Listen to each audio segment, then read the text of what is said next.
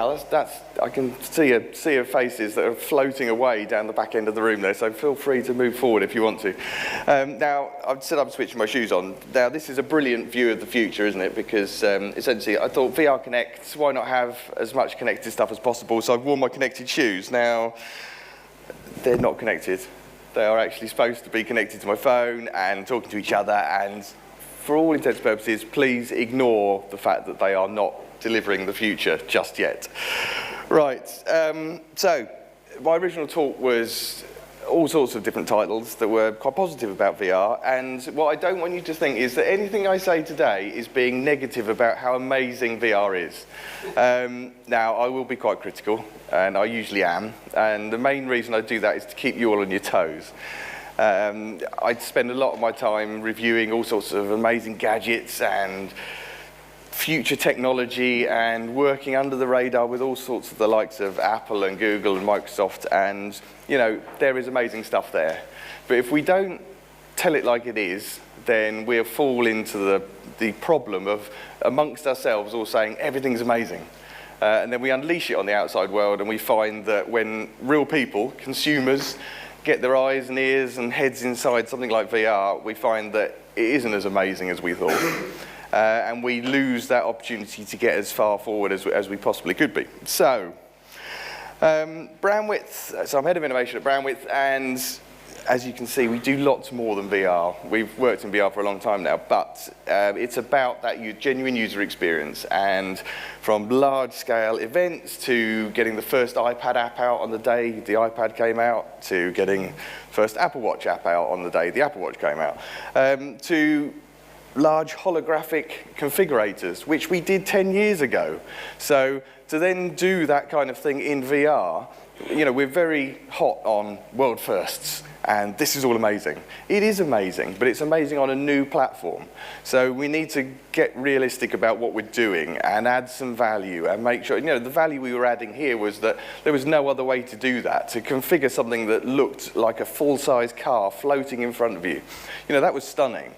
Now we have that ability with VR in a relatively easy way. Now, I don't want to belittle everything we're doing, but we need to add some value. So to just configure a car is, you know, if you've got a real car next to you, then you're not adding value. You need to do something else and add something to it.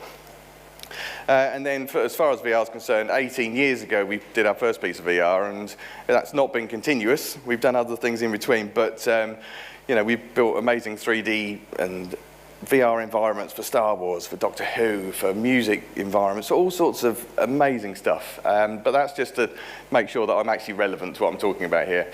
I'm not here to plug our stuff for all these clients. But 2016 was the year of VR again. We've had 2015, 2014, the year of VR. And now 2017 is the year of VR again. Now, they've all been the year of VR for various reasons. So we've had the year of VR appearing, the year of VR for developers to get their hands under the bonnets and do everything else with it. And then last year, essentially, was the year of VR to become aware as a consumer. But they don't all have it yet. Nowhere near it. It's the tip of the iceberg. It's a tiny percentage. So 2016 had all sorts of fun stuff in it. My poor children had most of it inflicted on them. And then I was playing around with artificially intelligent drones, augmented reality helmets on motorbikes, and looking quite stupid on the future of personal mobility. I'm doubtful, to be fair. There is a weight restriction and an ability restriction, because I wasn't brilliant at going around corners. But this is, you know, this is to absorb all of that technology and all of the potential platforms. So 2016 Christmas was the first year that we had VR in any useful numbers. So we started to have Rift and HTC Vive, and of course PlayStation VR was the first big thing of Christmas. But even then it wasn't about sales. It was about the fact that it was the first time we got to see things like this.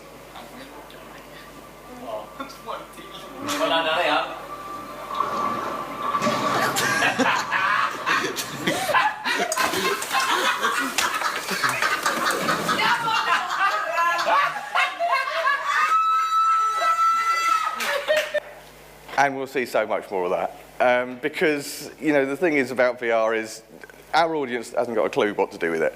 They really, they are immersing themselves genuinely for the first time in something that's utterly alien to what they're used to seeing and how they interact with it.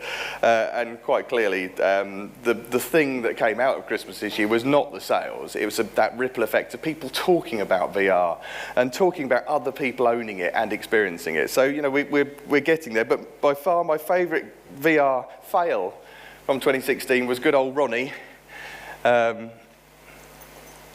There we go. Doing a brilliant job of misunderstanding. Now you're holding a cue. Wow. What are you going for, the 6? Oh, wrong. Jesus hell. That is Did you try and lean on a table? Yeah. That's scary. Absolute genius. It's a perfect example of utter belief in what you're seeing before you and around you, and physically it's not there. Okay, so of course there was the what the virtual fuck moment for The Apprentice. No, whatever appears, wearable tech is always something new that The Apprentice always hangs on to, and you then get a bunch of individuals there that perfectly represent middle management and clients and everybody else that goes, there's this amazing new thing available. We've got to get our hands on this. We should be making some of this. So essentially the task and the result of the task is usually the output if they were allowed to run with it. And more importantly, if they were allowed to control it. And I will get onto these points later. So there was a whole bunch of what the virtual fuck moments from The Apprentice. And clearly this look on the Apprentice's face says it all. The look of bewilderment of I must have one of those style middle management. And then the Void was great again last year. It was we've been working with the guys on the Void for a couple of years now, and last year was the first time it actually got out in the wild with a real real property behind it. So Ghostbusters, as bad as the film was, the virtual experience was amazing. And that is me in the corner there, wielding a gun around and shooting virtual things. And utter belief that it was there, and feeling quite guilty about shooting Mr. Stay Puft, because he's, you're in there with him, and he looks quite cool, he looks quite cute. Why would you want to melt his face off? But so you feel quite bad about it. So it shows you how immersed you are. And then CES. So just over a week ago, I was in Vegas, destroying myself utterly, physically and mentally, for everyone else's benefit, of course. And then we end up with things like, so now a lot that came out of it that was reported was, this was the big year again of VR for CES. Whereas last year actually was more the year for VR, because we had Oculus there, we had HTC there, we had Sony there just about revealing properly their version of PlayStation VR.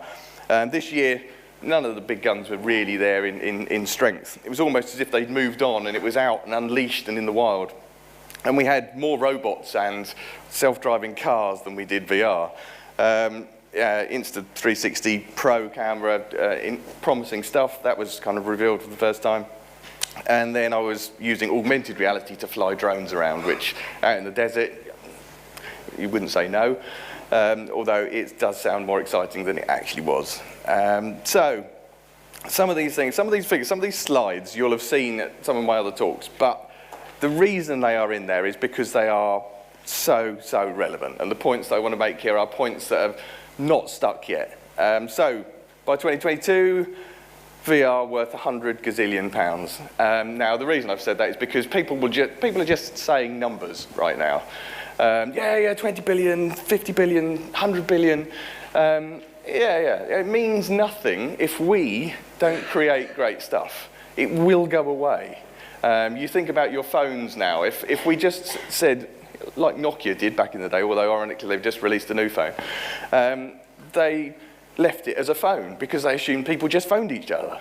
Well, we then got the iPhone, which if the iPhone had just stayed as it was, without an app store, without the kind of content on it that made it and validated it, I rarely phone anyone now. I use my phone for so many other things.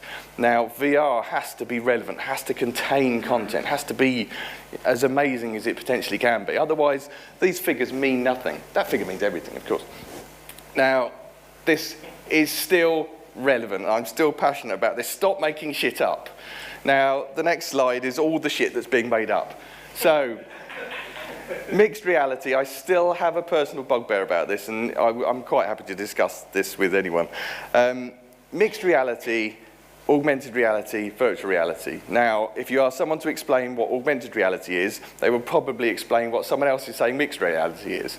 And then they will probably say, oh, no, hang on a minute, but mixed reality is like a better version of augmented reality. Well, it's augmented reality then. Now, augmented reality also means nothing to consumers, because ask them what augmented means, and they're probably, most of them would just go, oh, I don't really know. How can you ask and we get it? You know, it's because our inward-facing environment, we know what we're talking about. Now, mixed reality kind of means something to a consumer, so stop fucking calling it augmented reality then, and let's call it mixed reality and virtual reality. I'm happy with that, but if you then, and I'll show another example in a minute of why that's even more confusing. So extended reality apparently is when you're driving a drone with a VR headset on. Well, that's just flying a drone, isn't it? Or it's a bit of VR. It's not really extending reality. And then hyper reality is VR, but with other things you touch and haptic feedback and whatever. No, that's just VR with haptic feedback and other things you touch and whatever. It's still virtual reality. Now, true VR annoys me, because if true VR is interactive virtual reality, yet high-res cinematic environments, stereoscopic film is not VR, because you've said the other stuff is true VR, then what is it? It's all VR still. So fuck off. And then cyber immersion, now that really annoys me because I've made that one up. But it could so easily be any of the others, because people are still making shit up. Now, it means less to us because we can discuss it and feel important about ourselves because we've invented a new word. It is really confusing when it gets out to consumers, like the mixed reality, or that screen's gone off. No, it's okay, that one's on. That kind of environment, when you have a new audience that's confused enough about what it all is and where it is and how it works anyway, and then you're throwing different ways of describing it at them, that's not helpful. And that kind of stuff will not help the thing accelerate to the potential it has. But on the other side of it, so we've got the internal conversations going on, but then we've got journalists adding to the confusion. So the most popular VR games, Pokemon Go, not fucking VR. Not true VR, not VR at all, but this augmented reality sensation is over 20 million players. How is that not confusing to anyone that's read any of the words in it? Because it's not VR, but they're describing it as VR. So that's not helping. So then we've got the other descriptions of mixed reality. So we've got Microsoft and describing holograms, and again, trying to own a piece of the market by making it their special piece, rather than just their version of what is in existence. So, you know, and we've got Magic Leap, putting augmented reality elephants in our hands, but calling it mixed reality because it's better than augmented reality. It's one or the other. And then, bang on, wasn't that augmented reality? No, that was when we used to call it augmented reality, and now we call it mixed reality, unless we're calling it augmented reality. Not helpful. And then upload to go and describe a green screen background, putting a person in a Vive experience as mixed reality. That's VR. That's not any of the others. That's not AR or mixed reality. That's a video of someone in VR. So again, not helpful. So, talking of not helpful, here's Lawrence Llewellyn-Bowen. So while I'm on a bit of a rant, back in the day, everyone was a designer because they could rag roll, and they could strip a piece of wallpaper off and do it in a funny angle, and they could make it their own. Now, the designers amongst us, that was always annoying, because suddenly everyone's a designer, whether they are or not. So of course, changing rooms was the thing that delivered that to the mass audience, and it was entertaining because we all liked to see how badly designed those rooms were in the end, because they weren't designers. But then, of course, you're left with people that are convinced they know how to design things, because they can pay people to say that they've done a wonderful job on it. You know, you look at, please, no, and then stop validating it, because all we're doing, you know, in particular to VR, if we put stuff out and we're not critical, constructive criticism, and we just say it's all amazing, then we fall into the trap of just continually creating and multiplying the bad stuff. And that's 2 times the bad stuff. And then, so I've spent enough years as a creative director, executive creative director, now, professional arm waver, and everyone wants to be Don Draper. So all of these examples are of people that have no qualifications at all that became creative directors rather than brand ambassadors. They were just given the title of creative director. So Alicia Keys, brilliant example there of creative director of BlackBerry, until she tweeted on her iPhone that she was the creative director of BlackBerry. And then she was fired. Not because of the bad creative direction that she offered. And then we've got Lady Gaga's designing Polaroid glasses, although she does have more of an artistic background, I'll give her that. And then I gotta love will.i.am for his effort. Poor guy really thinks he's creative because of all the stuff that he's produced over the last few years. So he made a beautiful iPhone into an awful looking camera. He gave us a backpack with speakers in it. Now, how irritating would that be anywhere in public when someone, you think you can hear the volume of someone's earphones? Wait till it's coming out of their backpack. And then, of course, he gave us the worst possible user experience for a smartphone ever, a smartwatch ever. Essentially, it was a smart cuff, because he didn't want to call it a watch, even though it was a watch. So, great examples there of bad examples. And now everyone's a storyteller. So, and this has irritated me for years, in as much as the advertising business and marketing certainly jumped on storytelling. Now what we need to do is leave storytelling to great storytellers. Not because we have decided a narrative works and getting from A to B with some words and some pictures means we can tell a great story. Now we need to work with people that they are eminently qualified at doing that. Now, again, for VR, a great example is we wouldn't have allowed Hollywood to be led by the lighting experts and the cameramen. Now, that's not putting anyone down, none of those experts. They're all brilliant in their fields. However, without incredible scripting and direction and acting that creates the content, they have led that environment. Now, we wouldn't then say, right, no, actually, technically, we're going to lead that, because we can develop it. No, because we can develop great stuff and create great stuff, we need to work with the people that can tell us what to make. And that is so important. Now, a good example of this, and I'm running slightly short on time. A few years ago, we worked on a project called The Numinous Place. Now, this was the brainchild of Mark Stauffer, who was former head of Universal Studios in London, who moved to LA, decided he wanted to become a screenwriter, as you do, became a successful screenwriter, then wrote a book and said, look, spoke to us at Brandwidth, we want to create something that brings the book to life. And we were a bit dubious about this because we knew that there was for those that read books, they kind of don't want to enhance too much. So the point here was to sensitively create something that didn't add too much and create a new thing necessarily. So great reviews, all of the run up to launching, created incredible content. And I'll show you briefly that in action. Hank, I want to tell you a few things. I want to apologize for not being completely honest. I knew what I was getting you into.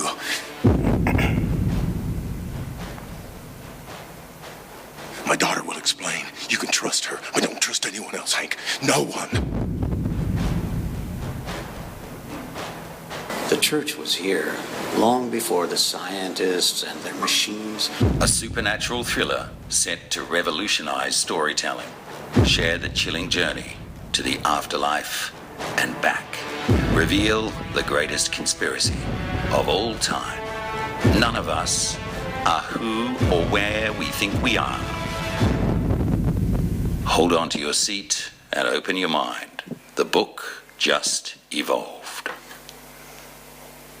Why would it possibly fail? We had Russell Crowe's money, we had all sorts of incredible backing and all the right people inputting and all the skill sets that they really genuinely specialised in. But what we found, and what we kind of knew when we set out, but we couldn't change the shape of it necessarily, was that people that read a book want a book. People that watch a film want a film.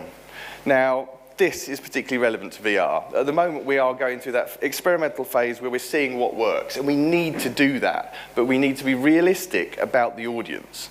Now, when I watch a film, I do not think for the entirety of a beautifully scripted, amazingly shot, brilliantly acted film, I wish I could make him go over there, or I wish I could stand in that corner.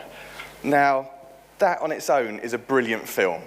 Now, as soon as you, the amateur, decide that you are a better director than Steven Spielberg or anyone else out there that is obviously much, much better qualified than you are, to take control, then you are making it something else. Now, that is perfectly valid in many instances when you are offering an interactive environment, but do not expect it to stick. Like this, like the Numinous Place, we had an amazing product and it worked so well, but to an audience that essentially went, I don't want one of those. The book hasn't evolved into the film. We have a book and a film.